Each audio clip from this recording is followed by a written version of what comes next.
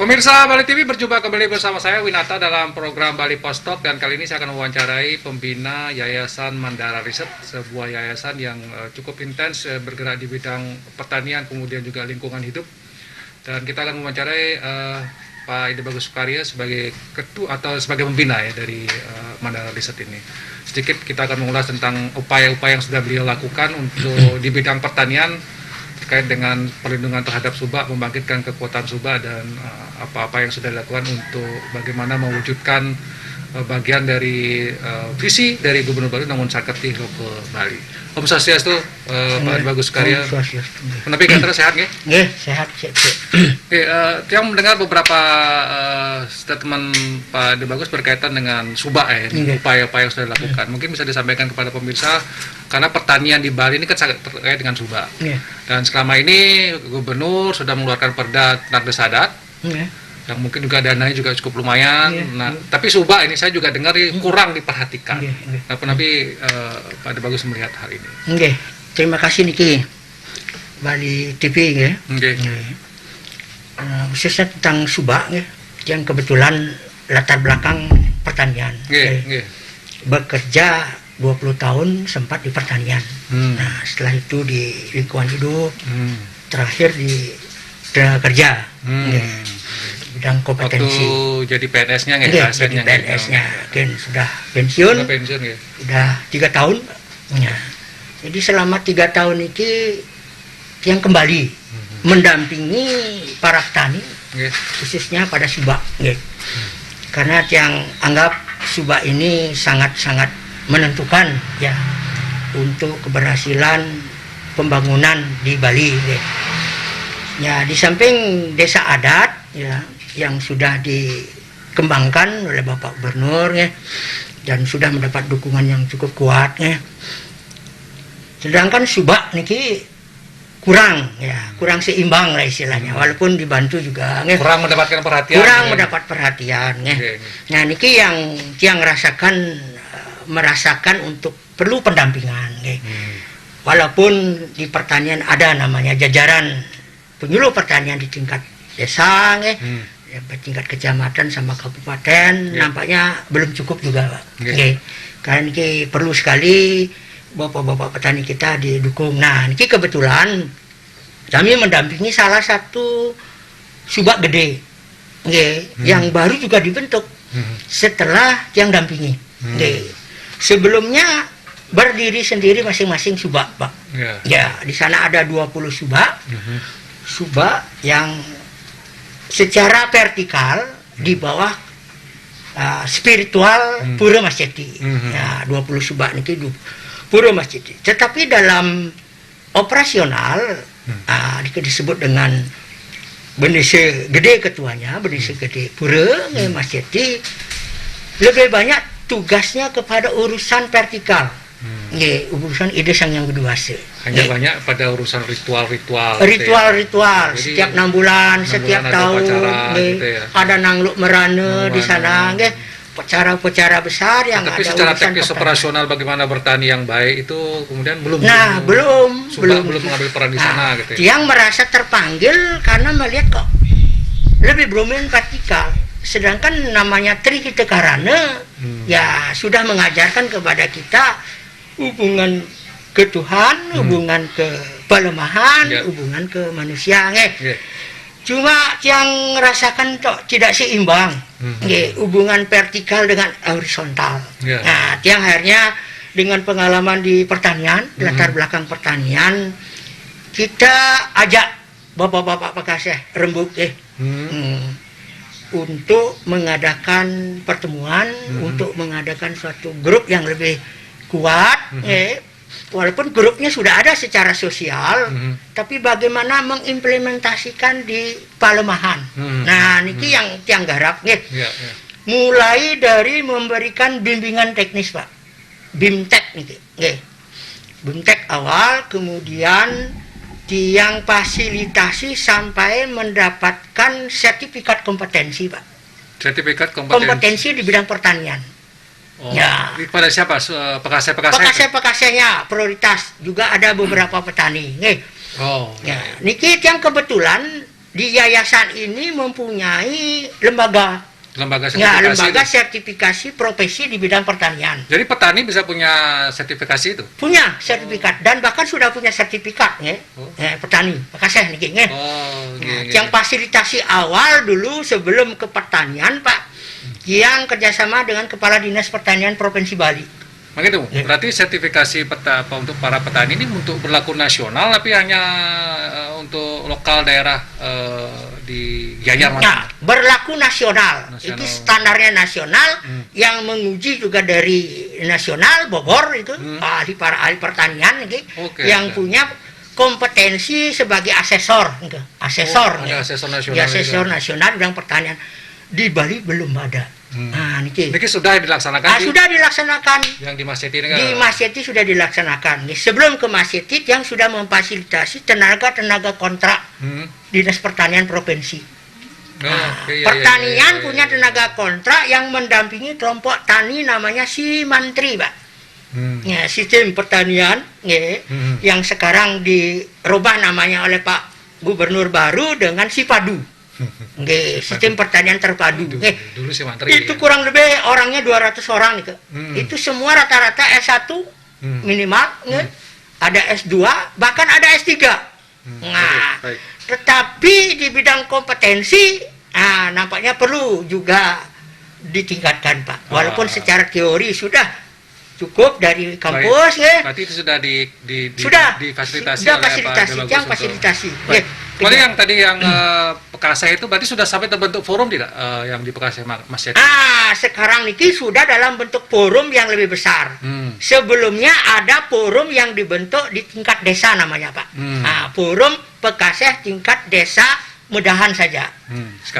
Sekarang sudah hubungannya ke vertikal niki di bawah koordinasi spiritual dari Pura Mas Yeti. Ini ada 2 desa, paling sedikit ada 2 desa, Medahan sama Kramas. Ada 20 subak, Pak. Ada 20 subak. Sudah membentuk forum. Forum subak di tingkat namanya Subak Gede Mas Yeti, Pak. Sepengetahuan Pak De Bagus, hanya ada di sini saja forum itu atau di sementara yang lihat dan yang dengar sementara niki ya di Bali boleh dikatakan ini yang pertama, Pak. Sementara niki yang tangkap dari beberapa ini itu baru ini sebuah kemajuan gitu ya, bagaimana upaya untuk membangkitkan subak. Nah, mungkin dari pemerintah mungkin Pak De Bagus punya harapan apa yang mesti harus dilakukan pemerintah? Apakah ada bantuan dana juga seperti desa adat? Karena posisi subak ini kan juga penting. Apa yang diharapkan?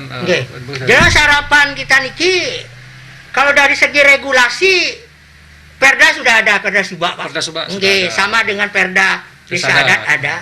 Cuma ada pasalnya di desa adat, desa subak niki tidak ada pasal pendukung pendanaan.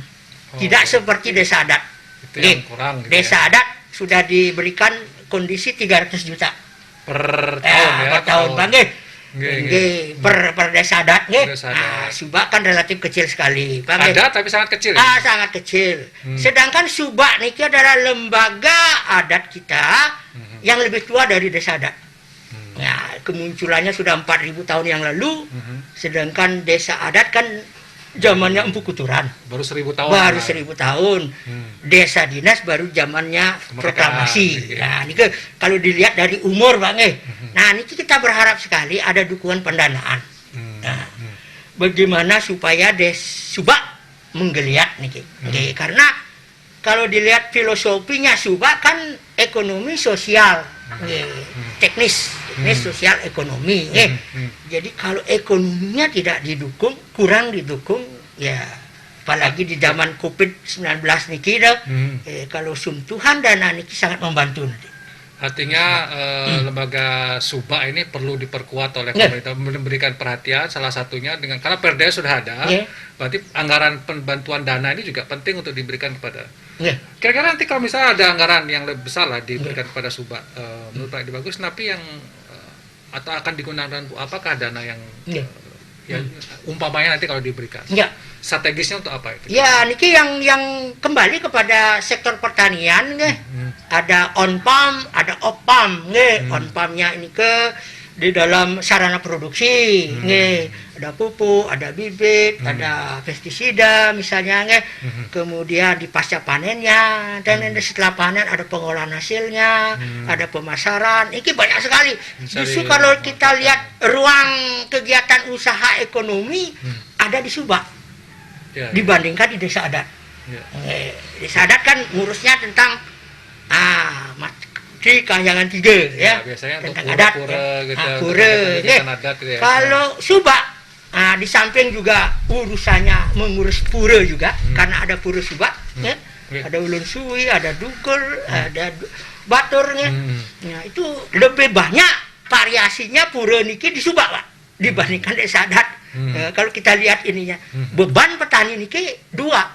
Dia beban kepada Kahyangan 3, ya beban kepada Subak. Nah, ini justru lebih besar nih. Kalau menurut pandangan tiang selama 20 tahun berkecimpung di bawah, karena tiang sebagai penyuluh pertanian, tahu persis kinerja daripada. Apakah bisa dikatakan kurangnya perhatian terhadap Subak ini juga menjadi salah satu pendorong tingginya alih fungsi lahan di Bali? Jadi petani lebih suka dia jual tanahnya ketimbang dia bergerak di sektor petani. Nah, perhatian terhadap Subak yang ya betul nih, benar sekali nih Pak. Alih fungsi lahan juga kurang diberdayakan Subak niki. Makanya Subak niki dari bawah sudah mulai mengusulkan namanya Tribage Upedesa, Pak. Lembaga ya desa adat Subak sama desa dinas berkolaborasi khususnya untuk menangani alih fungsi lahan ini, Pak. Ya, karena alih fungsi lahan ini kan rentetannya banyak, Pak. Urusan dengan palemahannya punya Subak, hubungan dengan adat, hubungan dengan administrasi dinas, tidak bisa ditangani hanya desa adat maupun desa dinas saja. Ini sudah dipraktekkan selama 3 tahun oleh Forum Subak Desa Medahan, Pak. Jadi kepala desa sudah merespon ini kegiatan Forum Subaknya di Desa Medahan untuk urusan alih fungsi niki alahan. Niki salah satu upaya mengendalikan alih fungsi lahan yang sangat masif niki. Nah, niki sangat besar niki dampaknya bagi Subak. Dan Yayasan Mandara Riset posisinya untuk mendorong terus ya bagaimana Subak ini mendapatkan perhatian yang lebih ya dari pemerintah. Lebih baik lagi perhatian dari pemerintah. Iya, yang bukan saja hanya membimbing, Pak, bagaimana kita berikan harga diri dengan memberikan satu sertifikat kompetensi, dengan adanya dia kemampuan mendapatkan sertifikat nasional bahwa dia mampu kompeten di bidang pertanian, harga dirinya meningkat. Kemudian komunikasi dengan para pihak lebih pede. Dengan bupati, dengan wakil gubernur, dengan wali kota, sudah biasa nih. Dan kemarin kita fasilitasi dengan situasi COVID dengan Pikon, Pak. Video call. Video conference. Niki juga di atas. Bagaimana dia berdialog dengan para kepala badan di tingkat pusat nasional di bidang pertanian. Petani nih. Petani. Langsung pakar-pakar niki dialog. Kita fasilitasi. Karena merasa dia, saya sekarang mampu berbicara saya merasa kompeten karena di dalam aturan kompetensi ada, Pak, kesetaraan dengan yang pendidikan yang luar biasa sudah dilakukan oleh Yayasan Mandara Riset. Mungkin sebagai closing statement, Pak, ada bagus apa yang ingin disampaikan untuk penegasan kembali kepada pemerintah, mungkin kepada petani untuk bagaimana agar wacana membangkit, karena kan ini COVID. Pariwisata nggak bisa diandalkan. Ayo kita balik petani, tapi sepertinya itu hanya wacana yang ramai di bibir saja, di retorika. Apa yang Pak Ide Bagus ingin sampaikan supaya ini mempertegas bahwa pertanian betul-betul diseriusi oleh masyarakat, tidak hanya sekedar tren gitu ya. Niki dampak COVID-19 ternyata luar biasa besarnya, terutama kepada generasi milenial sekarang. Para generasi milenial sudah mendampingi Subak niki, yang tiang bina dari bimbingan teknis sampai uji kompetensi.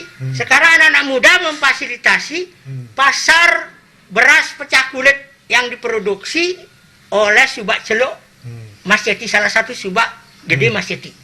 itu baru minggu yang lalu panen Pak. Nah, langsung itu dihandle oleh anak-anak muda. Akan dipasarkan lewat online. Itu sudah dilakukan gitu ya. Ini kemudian kita berharap pemerintah memberikan dukungan kelembagaan dalam tri bagi pedesinya. Yang ketiga terakhir dukungan finansial yang bisa seimbang lah dengan desa adat. Ya, yang penting seimbang dengan desa adat. Yang kira masukan kepada pemerintah. Semua ada bagus.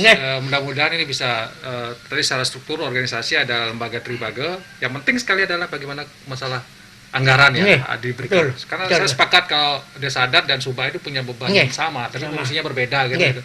Baik, terima kasih. Mudah-mudahan ini bisa didengar oleh pemerintah Provinsi Bali yang konon kabarnya ini akan betul-betul kembali kepada petani, menghidupkan petani, karena pariwisata ternyata sangat rapuh gitu ya. Jadi dengan pertanian yang terjaga, mungkin kita bisa bertumbuh walaupun krisis dalam bentuk apapun. Lagi terima kasih, selalu saya akan tutup karena kondisi kita masih COVID ini, semoga badai COVID ini segera berlalu. Sampai jumpa di Bali Post Talk berikutnya.